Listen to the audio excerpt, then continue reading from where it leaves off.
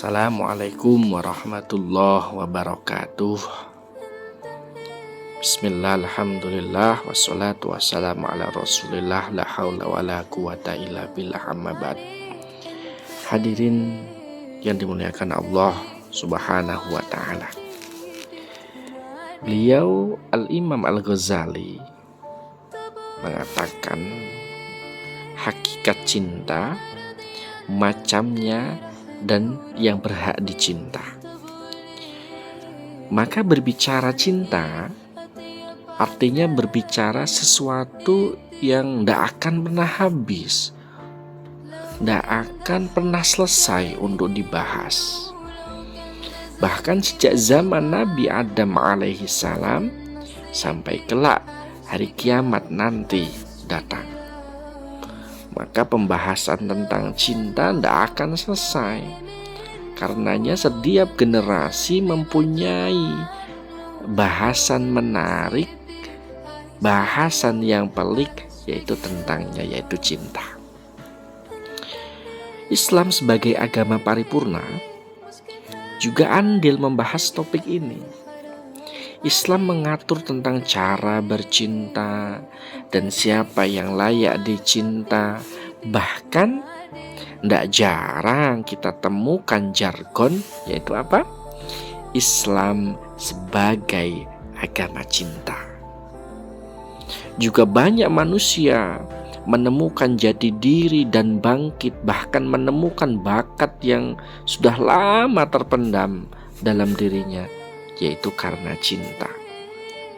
Meskipun tidak sedikit juga dengan cinta orang justru kehilangan akal sehat dan melakukan berbagai macam kejahatan yang sangat tidak masuk akal, yang sangat tidak manusiawi, yaitu dilakukan atas dasar nama cinta.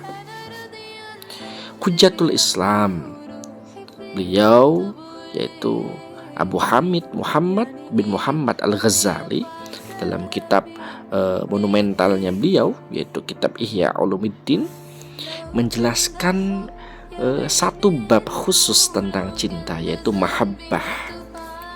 Mulai dari dalil-dalil cinta, hakikat, sebab, dan siapa yang berhak mendapatkan cinta. Maka dalil-dalil cinta dalam Al-Quran, banyak ayat yang berbicara perihal cinta. Begitupun dengan hadis Rasulullah Sallallahu Alaihi Wasallam. Bahkan keimanan paling sempurna yaitu iman yang dilandasi dengan cinta. Tanpa cinta, keimanan hanya sebatas nama tanpa makna. Allah Subhanahu wa taala berfirman, A'udzubillahi minasyaitonirrajim. Bismillahirrahmanirrahim. Walladzina amanu asyaddu hubban lillah. Ya, artinya Allahu a'lam bimuradih, dalam surah Al-Baqarah ayat 165. Adapun orang-orang yang beriman sangat besar cintanya kepada Allah, maka walladzina amanu asyaddu hubban lillah. Itu hadis Rasulullah Sallallahu Alaihi Wasallam juga tidak kalah menarik ketika membahas tentang cinta. Ya Rasulullah, mal iman? Qala ayyakunallahu wa rasuluhu ahabba ilaika mimma siwahuma. Wahai Rasulullah, apakah yang dimaksud iman? Rasulullah Shallallahu Alaihi Wasallam menjawab, yaitu apabila Allah dan Rasulnya lebih kamu cintai daripada selain keduanya. Hadis riwayat Ahmad. Maka dengan cinta orang akan menjadi istimewa di sisi penciptanya. Tanpa cinta, ia tidak lebih sekedar seorang hamba yang tidak mempunyai nilai lebih di sisi Tuhan. Imam Al-Ghazali menulis kalam hikmah yang disampaikan Asy-Syaikh Sari As-Sakoti, yaitu beliau tokoh sufi pertama kota Baghdad. Kata beliau, tuda'al umamu yaumal qiyamati bi anbiya'iha alaihimussalam fayuqal ya ummata Musa wa ya ummata Isa wa ya ummata Muhammadin ghairu muhibbina lillahi ta'ala fa innahum yunaduna ya awliya Allahi halummu ilallah subhanahu fatakudu qulubuhum takhli'u farhan. Kelak di hari kiamat semua umat itu akan dipanggil menghadap Allah sesuai dengan nama nabinya. Maka dikatakan, wahai umat Musa, wahai umat Isa, wahai umat Muhammad, wahai umatnya Nabi Muhammad, ghairil muhibbina lillahi ta'ala, kecuali yaitu para pecinta Allah. Para pecinta Allah.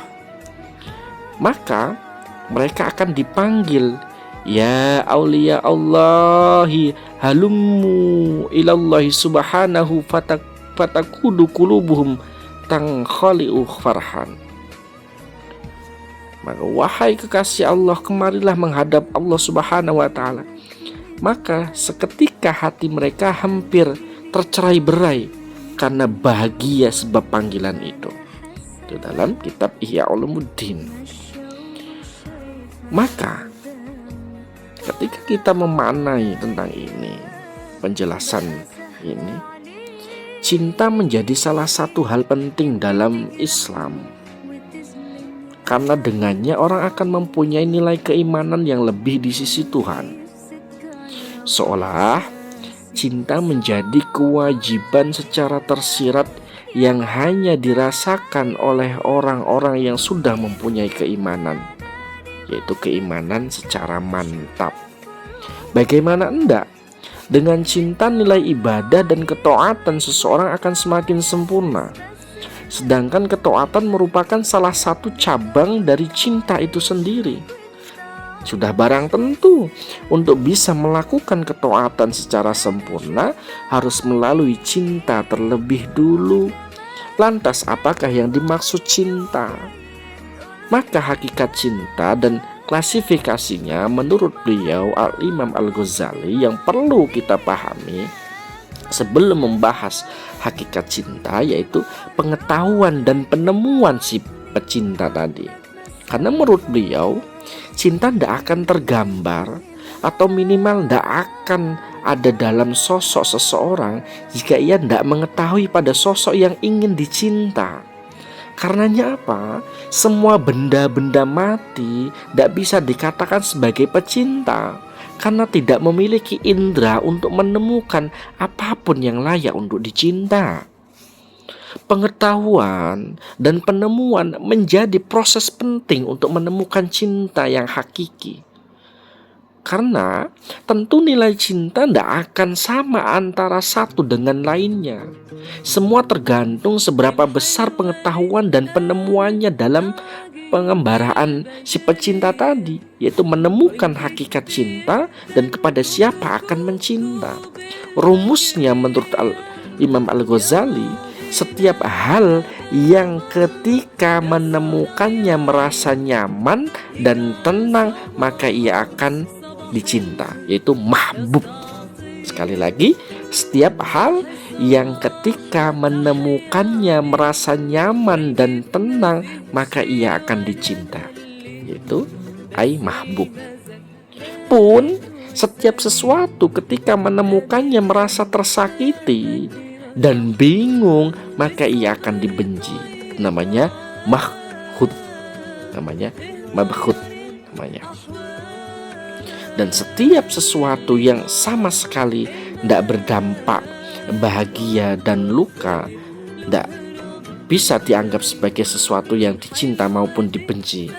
Karena definisi yang ditawarkan Syekh Al-Imam Al-Ghazali yaitu al-hubbu ibaratun an mailit tab'i ila syai'il muladdi.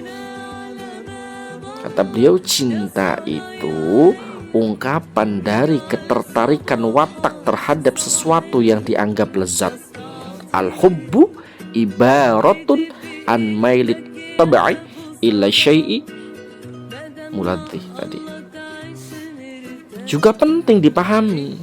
Nah, jika kadar cinta sesuai dengan pengetahuan dan penemuan si pecinta, tentu akan menjadikan nilai cinta menjadi berbeda. Misalnya, mata akan senang dengan melihat sesuatu yang indah. Telinga akan senang ketika mendengar lantunan atau lagu-lagu yang baik dan irama yang tersusun dan rapi. Hidung akan senang ketika mencium bau yang harum, yang wangi. Indra perasa akan senang ketika memakan setiap makanan yang enak dan lezat. Begitulah rumus cinta yang disampaikan Al-Imam Al-Ghazali, seolah beliau ingin mengatakan cinta itu universal, tidak selalu tentang materi, akan tetapi nilai cinta sesuai dengan posisi masing-masing.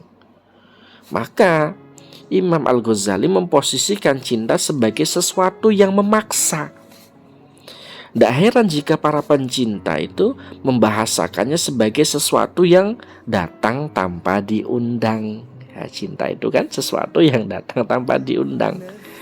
Maka beliau mengatakan, Imam Ghazali, inna hubbal qalbi lil muhsini intiraran la yustata'u daf'uhu wa huwa jublatun wa fitratun la sabila ila takhiriha. Sungguh kecintaan hati orang yang berbuat baik merupakan sesuatu yang bersifat pasti, tidak bisa ditolak. Itu merupakan watak dan naluri yang tidak bisa diubah. Maka Imam Ghazali membagi cinta menjadi 5 kategori. Pertama, cinta kepada diri, kesempurnaan dan keberadaannya. Kedua, cinta kepada setiap orang yang berbuat baik kepadanya. Ketiga, cinta kepada orang-orang yang selalu berbuat baik kepada orang lain, meski kebaikan itu tidak diperbuat untuknya. Keempat, cinta pada setiap sesuatu secara materi, seperti kecantikan, ketampanan, etika baik, ucapan lemah lembut, dan lain sebagainya. Yang kelima yaitu kecintaan yang disebabkan satu frekuensi yang terjalin dalam diri masing-masing orang yang saling mencinta. 5 pembagian kategori ini berdasarkan sebab-sebab cinta yang sering kali terjadi oleh manusia. Tentu jika 5 ini dimiliki oleh seseorang, maka secara pasti akan menjadi orang yang sangat dicinta. Contohnya, jika orang mempunyai anak dengan wajah tampan atau cantik, baik etikanya, sempurna ilmunya, baik perangainya, berbuat baik kepada orang lain, dan berlaku baik santun pada kedua orang tuanya, sudah tentu dia akan menjadi anak yang sangat dicintai oleh kedua orang tuanya. Nah, lalu yang berhak dicinta siapa? Maka sebagaimana disebutkan pada ayat dan hadis tadi, cinta merupakan hal penting dalam Islam. Dengan cinta, orang akan lebih semangat dan ikhlas untuk melakukan setiap sesuatu yang disenangi oleh yang dicinta. Dengan cinta juga, ia tidak lagi bertanya mengapa dan kenapa, karena semuanya dilakukan atas dasar cinta yang sudah melebihi segalanya. Karenanya seharusnya cinta diberikan pada pihak yang memang berhak mendapatkan cinta dan layak untuk dicinta. Tapi pertanyaan, siapa dia? Maka menurut beliau, Imam Ghazali, tidak ada yang berhak untuk dicinta kecuali Allah Subhanahu wa ta'ala. Jika ada seorang hamba meletakkan cintanya kepada selain Allah, itu menunjukkan bahwa cintanya muncul karena kebodohan dan sempitnya pengetahuan terhadap Allah Subhanahu wa ta'ala. Jika ia benar-benar mengetahui sifat-sifat Allah, tentu ia tidak akan memperdulikan manusia dan fokus mencintai Allah Zat yang Maha Kuasa. Kendati demikian, mencintai Allah artinya juga harus mencintai Rasulullah Shallallahu Alaihi Wasallam, ulama, orang-orang bertakwa, dan para kekasih Allah. Kenapa? Kata beliau, yaitu Al-Imam Al-Ghazali, li'anna mahbubal mahbubi mahbubun wa rasulal mahbub mahbubun wa muhibbul mahbubi mahbubun. Ya, unik kan ya, Imam Ghazali itu luar biasa. Karena sesuatu yang dicinta oleh kekasih adalah seperti kekasih, utusan kekasih adalah seperti kekasih, dan pecinta kekasih adalah seperti kekasih juga. Li'anna mahbubal mahbub mahbubun wa rasulal mahbub mahbubun wa muhibbul mahbubi mahbubun. Unik sekali Al-Imam Al-Ghazali itu mendefinisikan tentang apa yang dicintai itu.